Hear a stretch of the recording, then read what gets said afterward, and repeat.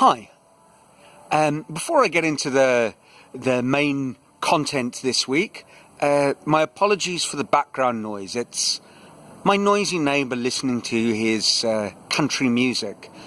So if you hear something, that's him. Anyway, here goes. I last left you after I'd returned to Port Elizabeth with my tail between my legs, university career in Cape Town having ground to something of a halt. And I thought this week I'd explore a little bit about why that happened. And I think this big fish in a small pond syndrome, I'm probably not the only victim of that, but recent psychological research has shed quite a bit of light on it. When I got here, I started reading extensively, and one of the books that I finally got around to reading, years after I'd retired from teaching, and I probably should have read this when I was teaching, was Carol Dweck's book, Mindset. For those of you who don't know who Carol Dweck is, Dr. Dweck is a research psychologist at Stanford University. She works in educational research, and she's very interested in the topic of mindset. And her theory sort of works around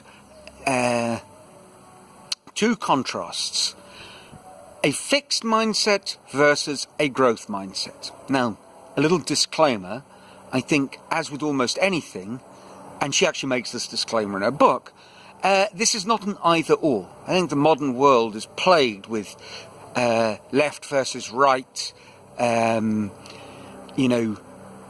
conservative versus liberal, and it's either-or, when in fact almost everything is very nuanced and complex. And so it is with fixed versus growth mindset. So Carol Dweck talks about how most of us are a complicated mixture of this. In some situations and contexts we show one, and in others we're completely different. But there is a sort of a tendency for one approach to predominate.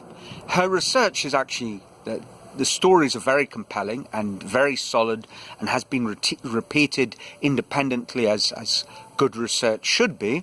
But the basic idea is this: if you've got a fixed mindset, essentially you believe that our abilities are things innate. And we kind of grow up being praised or encouraged for our successes. If you have a growth mindset, you believe that abilities are skills that you develop. And in the context of her research, the growth mindset group were praised and encouraged for their effort.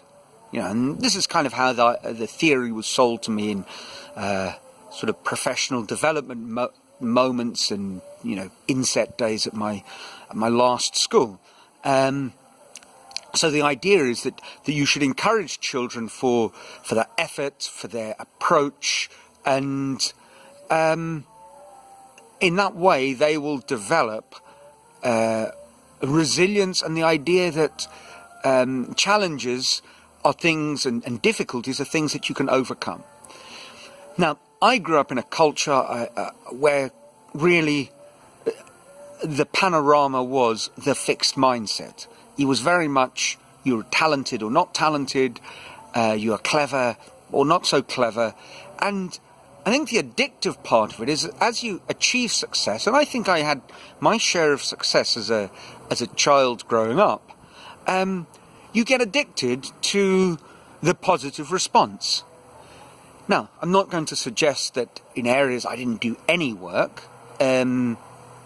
Certainly, for example, in my chess, I probably spent an hour or 2 hours a day looking at chess books and thinking about chess and trying out ideas. And so, yes, I made quite an effort.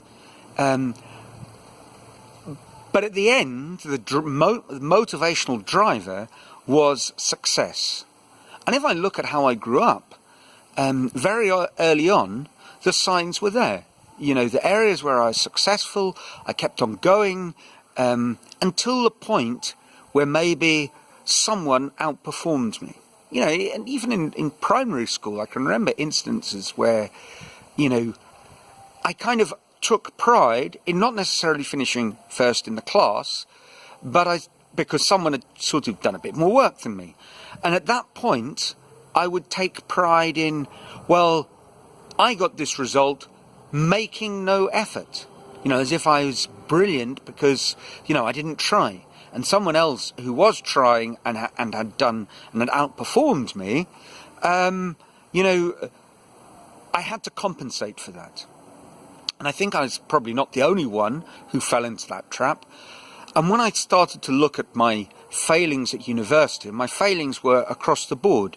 Even in things I really enjoyed, my chess. Very quickly, what started to happen was I became that person who was enjoying life, and there was no reason to, spoil a good life by working too hard. Do just enough work. It's a means to an end. And I think that became my kind of underlying philosophy. But actually, what was driving that was something very typical of the fixed mindset. That I loved being first, but when I wasn't first, I would rather give up or avoid the fight than actually do the work necessary to overcome the problem. There's a funny and very incriminating story that I think sheds some light on this. Now, and actually this is why the video is a little bit late. I've reshot it because the first version I actually mentioned one of my fellow students by name, and as you'll tell in the story, I really shouldn't. Story kind of goes like this. Second year university, and people experimented with all sorts of things at university, as I think they do everywhere. And I'd been pretty much avoiding that type of experimentation. I was dead set against smoking, so people smoking a fun cigarette, well, that wasn't for me. But one day, a friend of mine said, look, sooner or later you're going to try this, so you might as well. And here's what I'll do. I'll make you a batch of hash brownies. Fantastic. Actually, they weren't brownies, they were my favourite biscuit, the Crunchy. So there's kind of oatmeal biscuits and a lot of dope in them. So a bunch of us had these biscuits floating around. We were all doing the same maths course, and we hadn't done very much work. And one of my friends suggested, well, it's a time to experiment. Let's see what happens if in the last hour before the test we have a biscuit, do some study, and then see what happens when they kick in. And that's what we did. So we get to the main hall where the exam was taking place. It was our second semestral exam on real analysis, which was a pretty tough course, maths course, second year maths, and the more sort of theoretical philosophical end of maths. It was more the sort of underpinnings of calculus rather than just calculus. About 10 minutes into the test, one of our group got up and started walking out the hall. The lecturer looked worried. Guy didn't look too good. Asked him how he was. He said the famous, they became immortal words that year. He said quite loudly, I think I'm going to be sick, and then burst out laughing hysterically and walked out the hall. When he got his test back, and it was his lowest score of the year by quite some margin, all there was on the paper was a long essay in which, and remember this was an analysis course, so it was full of Greek letters. I can remember the opening sentence. It was pretty much something like this. And the deltas turned to flowers and the sigmas turned to forests. And so it rambled on for a couple of pages with not a question answered. And the rest of the group achieved moderate failures. I, on the other hand, had an unbelievable success. It was my highest score of the year. There was one in particular, fantastic proof that I produced. I didn't understand it when I got the test back. I had no idea what I'd done. I had to ask one of the leading lights in our maths class to explain my proof to me, and he was aware that there was a good reason why I didn't understand what I'd done. But it was a bit of a Pandora's box, that test, because it kind of convinced me that not just could I sneak through my degree drinking heavily, but actually drugs and alcohol could prove to be a positive boon. I wasn't the only person who sort of went down this sort of self-destructive path. I mean, there was one chap who famously failed to attend any of his first-year maths lectures, locked himself in a room for 3 days, and passed first-year maths. There was no attendance taken, so you could do it in those days. My stats was a bit of a similar sort of thing in first-year university. I did my stats exam, having not attended any of the lectures, read the textbook, focused on one topic, only to discover as I went up for the exam that it wasn't on the syllabus, which was a pity because I actually understood it. I got a supplementary exam in that. I think I scored 46%, which for first-year stats was a dreadful score. So this didn't do me any favours at all.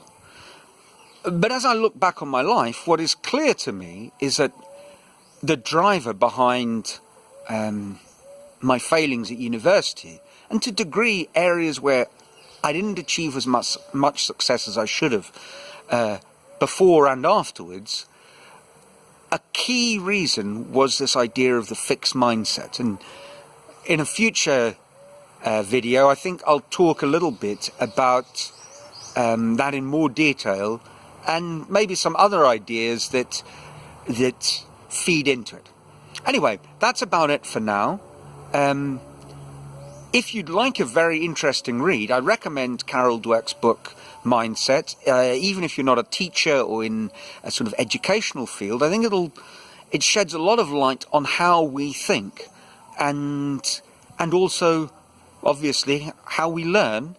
And I'm certainly of the belief now that learning is a lifelong process. So I think for any of you, the book would be extremely valuable. Anyway, until the next time, when I will resume my story in Port Elizabeth, and we'll see how I drifted into teaching from there. Until then, ciao.